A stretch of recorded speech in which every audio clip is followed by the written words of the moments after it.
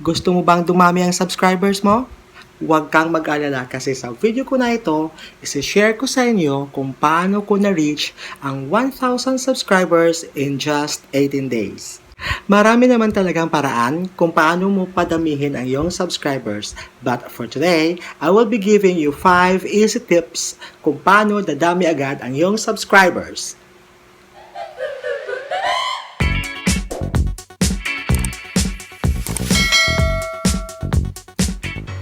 Hi! Welcome back to my channel at sa mga bago pa lang dito sa channel ko, welcome to Charlie's Liveshow. Please don't forget to subscribe and hit the notification bell for you to be updated of my upcoming videos. Without further ado, we'll start with the first tips. So isipin natin guys, bakit naglalagi ng mga tao sa YouTube? First is that they want to be entertained at pangalawa, gusto nilang masagot ang kanilang mga tanong. Okay? So, before tayo gagawa ng content guys, isipin natin kung ano may bibigay natin sa mga viewers natin. There are only two reasons bakit tayo mag-vlog. First is that we will entertain. Second is we will teach.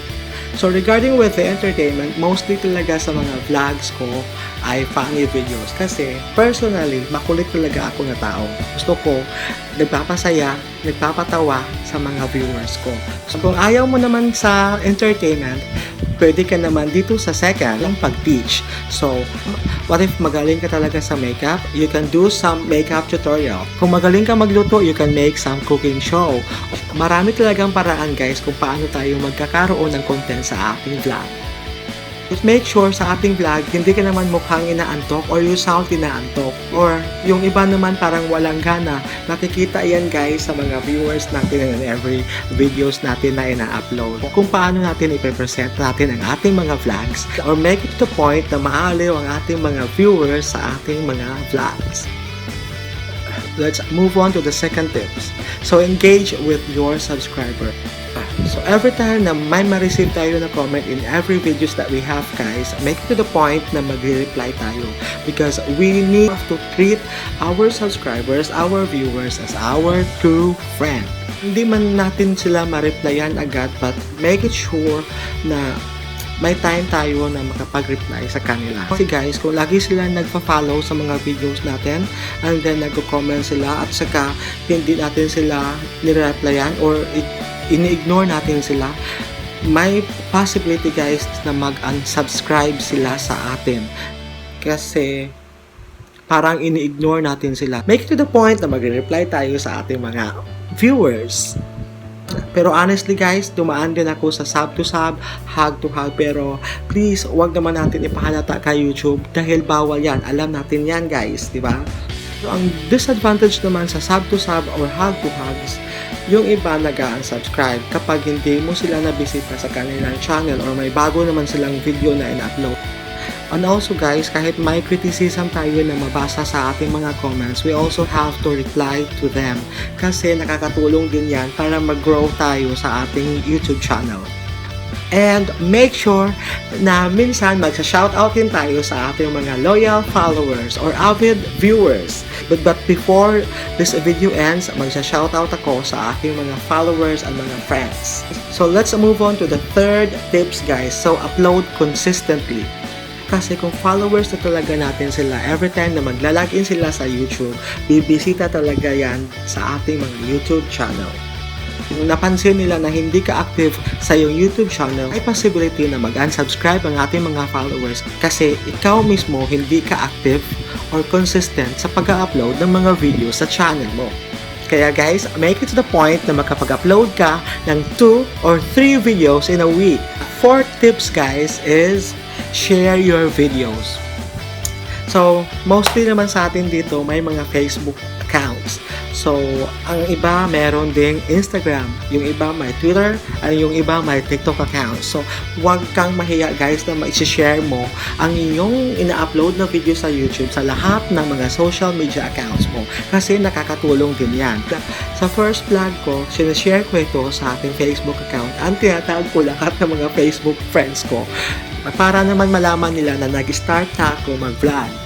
Okay? Nakakahiya talaga guys, but you have to do this kung gusto mo mag-grow or dadami ang iyong subscribers sa iyong YouTube channel.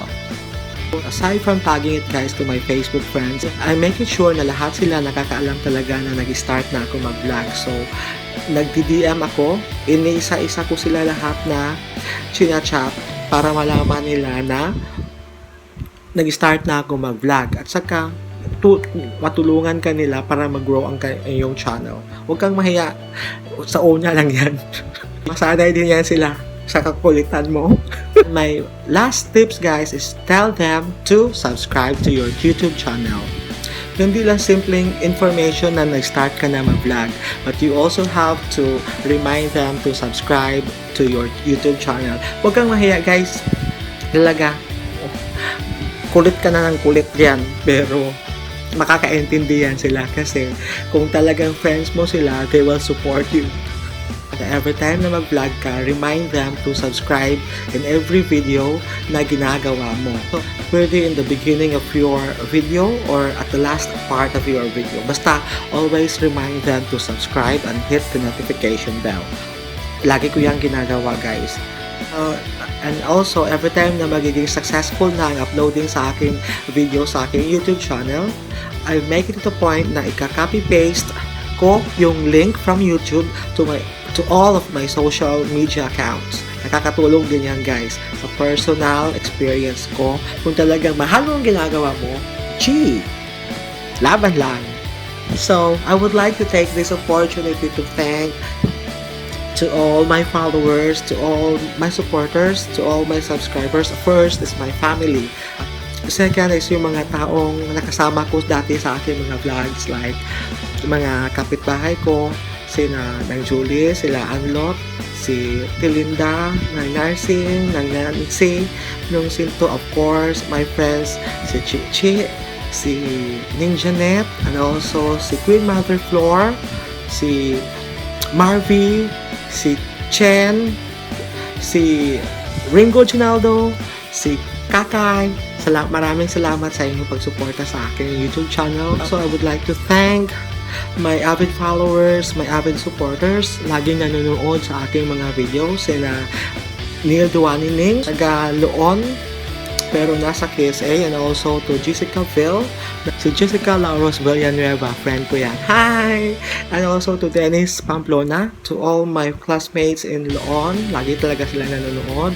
And also si Adrian Hongko Halawig. So again guys, for recap, with my 5 tips. First is what you can give to your subscribers. Either you will entertain or they will learn something from you. Second is engage with your subscribers. Third is upload consistently. Fourth is share your videos. And fifth is please tell them to subscribe to your channel. So that ends to our video for today. Thank you for watching guys. I hope you have learned something new from me. Kahit bago pa din ako sa aking YouTube channel. So thank you for watching guys. Bye!